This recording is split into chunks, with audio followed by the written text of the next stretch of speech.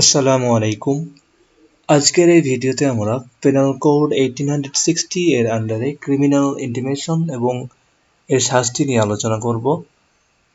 এই কোডের section 503 a criminal ইন্টিমেশনকে define করা হয়েছে, আর সেকশন 506 এবং 507 এ এর শাস্তি তুলে ধরা হয়েছে। According to section 503, criminal intimation মানে হচ্ছে যখন একজন ব্যক্তি অন্য আরেকজন ব্যক্তিকে থ্রেট দেয় পার্সনের বা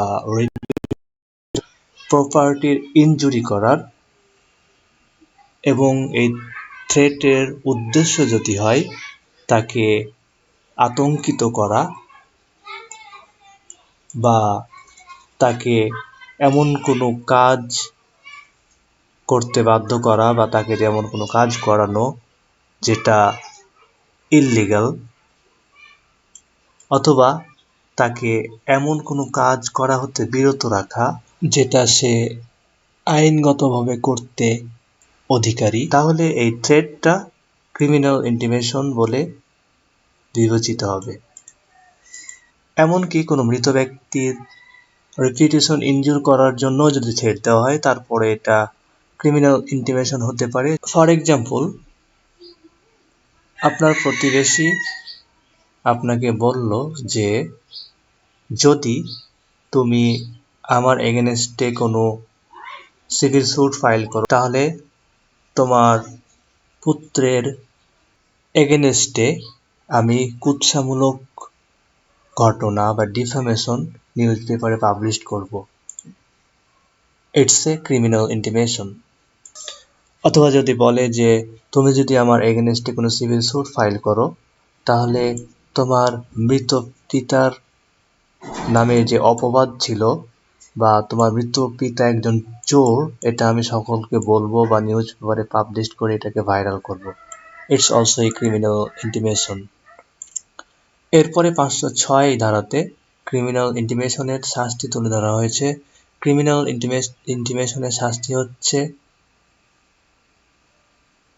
imprisonment which may extend to 2 years, যেটা সিম্পল বা রিগোরিয়াস যে কোনো টাইপের হতে পারে, অথবা ফাইন, অথবা উইথ বোথ। আর এই ক্রিমিনাল ইন্টিমেশন যদি এমন কোনো অপরাধের সাথে সংশ্লিষ্ট হয় যেটার শাস্তি 7 বছর পর্যন্ত হতে পারে বা মৃত্যুদণ্ড হতে পারে বা লাইফ ইমপ্রিজনমেন্ট হতে পারে,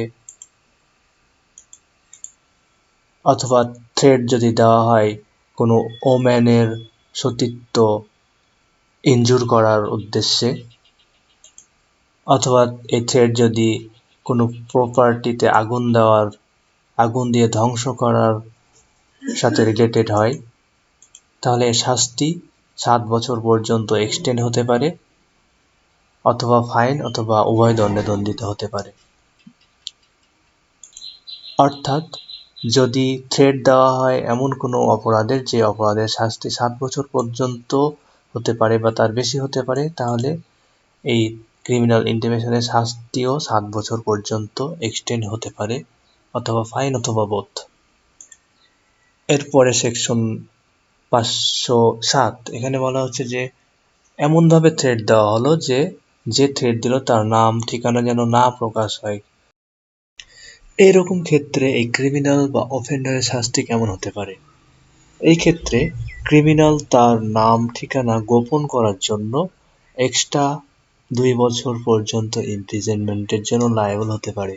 অর্থাৎ 506 ধারায় যে শাস্তি রয়েছে তার সাথে আরো 2 বছর এক্সট্রা অ্যাড হতে পারে, only considering his identity. For example, আপনাকে কেউ থ্রেট দিল ফোনে কোনো রং নাম্বার থেকে কল করে, আপনি বুঝতে পারলেন না যে কে আপনাকে থ্রেট দিল, তাহলে সে থ্রেটের জন্য যে শাস্তি 506 আন্ডারে এটা তো পাবেই, এর সাথে অতিরিক্ত হিসেবে 507 আন্ডারে যে শাস্তি উল্লেখ রয়েছে এটাও পাবে। Thank you for watching. Please don't forget to subscribe. Thank you.